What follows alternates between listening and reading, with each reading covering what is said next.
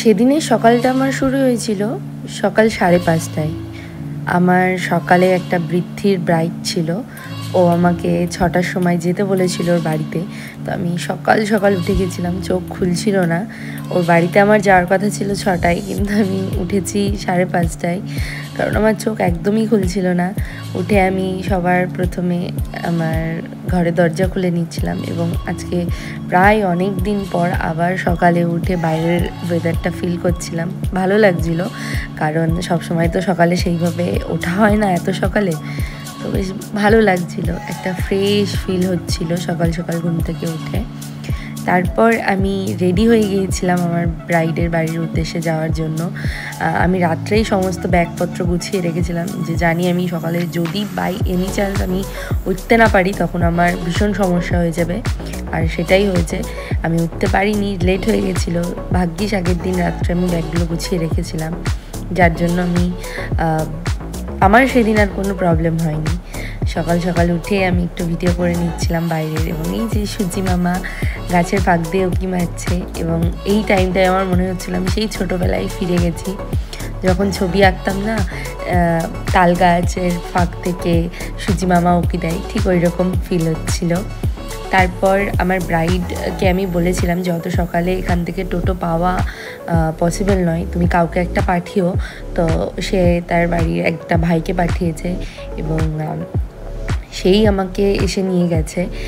সত্যি কথা বলতে বাইকে উঠে আমি ভীষণ ভয় পাচ্ছিলাম, কারণ বাইকের ব্রেকটা ফেল ছিল। ও আমাকে বাইকে তোলার পর বলছে যে দিদি, বাইকটা কিন্তু ব্রেকটা একটু ফেল করছে, তুমি ভয় পেও না, কোনো সমস্যা হবে না।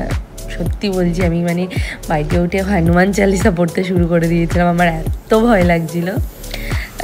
যাই হোক, এইভাবে আমি পৌঁছে গেছিলাম ব্রাইডের বাড়িতে, এবং ভাইটা খুব ভালোভাবেই বাইক চালিয়েছে, আমার কোনো সমস্যা হয়নি।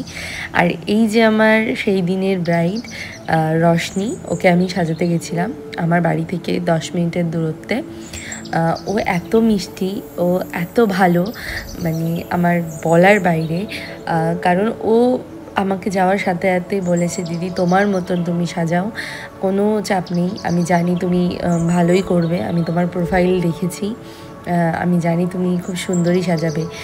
বিশ্বাস করো, এই কথাগুলো যখন শোনা হয় না, একটা মেকআপ আর্টিস্টের পক্ষে এটা শোনা ভীষণ একটা গর্বের বিষয়, কারণ তখন তাদের ফিল হয় হ্যাঁ, এই কাজটা করে আমরা সার্থক, যে আমি প্রত্যেকটা ব্রাইডকে তার স্পেশাল দিনে খুব সুন্দর একটা লুক শেয়ার করতে পারছি। তো এটা হচ্ছে ওর বৃদ্ধির সকালের লুক। একদম সফট একটা আই মেকআপ করা হয়েছিল, এবং সফট একটা নিউড মেকআপ করেছিলাম আমি ওর উপরে। এবং ওর চুলটা না ভীষণ পাতলা। ও আমাকে বলেছিল, দিদি আমার চুলে না ড্যান্ড্রফের কারণে একটা প্রবলেম হয়ে গিয়েছিলো, তো সেই জন্য আমার সমস্ত চুল উঠে গেছে। তো আমি ওকে বলেছিলাম ঠিক আছে, আমি ঠিক করে দেবো, কিন্তু সবথেকে বড় প্রবলেম হয়ে গেছিলো যে আমি ওটা ওর বাড়িতে গিয়ে জানতে পারি ওর চুলের এরকম কন্ডিশন।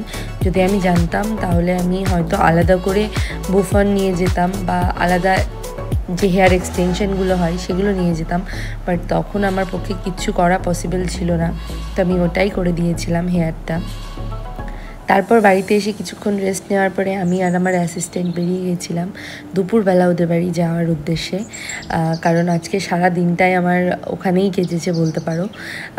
সারা দিন ছিল, এমনকি শুধু সারা দিন না, পরের দিন ওর বিদায় লুক, এবং তার পরের দিন ওদের বাড়িতে আরও কটা মেকআপ ছিল, সেইখানে আমার ওদের বাড়ি 3বার যেতে হয়েছে।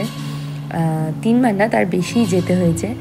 তো তারপরে আমি আর আমার অ্যাসিস্ট্যান্ট টোটোতে বসে গেছিলাম, বসে চারিদিক দেখতে দেখতে যাচ্ছিলাম। এবং এই বাড়িটা এবং এই গাড়িটা আমার এত ভালো লেগেছে। বাড়িটা পুরো একটা মাঠের মাঝখানে, এবং সামনে একটা গাড়ি রয়েছে, এবং বাড়িটাও খুব সুন্দর, জাস্ট লাইক ড্রিম হাউস বলে না, ঠিক সেই রকম লাগছিল। তো আমি কথা বলতে বলতে এবং টোটোতে আড্ডা মারতে মারতে আমার ব্রাইডের বাড়ি পৌঁছে গেছিলাম। এই যে আমার ব্রাইডের বাড়ির গেটটা ভীষণ সুন্দর ছিল, এবং আমি যখন ঘরে এসে দেখি ও হালদির জন্য একটা হলুদ শাড়ি নিজে পরেছে, এবং লিটারেলি আমি যখন এসে মেকআপটা দেখি, প্রায় সকাল আমি 8টায় করে দিয়ে গেছি, আর তখন অলমোস্ট 3টে বাজে, এবং মেকআপটা একদম ইনট্যাক্ট সেই রকম আছে। ও আমাকে বলছে, দিদি মেকআপটা কিচ্ছু হয়নি, খুব সুন্দর রয়েছে। তো তখন আমার এত ভালো লাগছিল না। আর সেদিন বীভৎস গরম ছিল, তো আমি খুব কষ্টে ওদের বাড়িতে গিয়ে সাজিয়েছি, কারণ ওদের ওই ঘরটা ভীষণ গরম ছিল। কুলারের ব্যবস্থা ছিল, কিন্তু তারপরেও ঘরে অনেক লোকজন আসায় ঘরটা ভীষণ পরিমাণে গরম হয়ে উঠছিল। তো ও তারপরে ফ্রেশ হয়ে আমার কাছে বসেছিল বিয়ের মেকআপ করতে, এবং ওর বসার কথা ছিল 2:30-তে, আর ও বসছে তখন বাজে প্রায় 5টা 10-15। তো চলো, ওকে আমি সাজিয়েছি, লুকটা তোমরাও দেখো কেমন লাগলো। বল আমার কাছে সেটা কেমন লাগলো? ফুল স্যাটিসফাইড তো? চলো একটু দেখিয়ে দিই।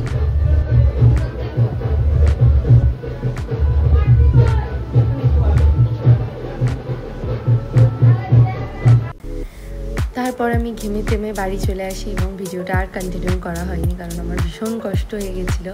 এবং ব্রাইডের মুখ থেকে তো শুনেই নিলেও কেমন লেগেছে। যদি ভিডিওটা ভালো লেগে থাকে লাইক, কমেন্ট অ্যান্ড শেয়ার করে দিও। টাটা।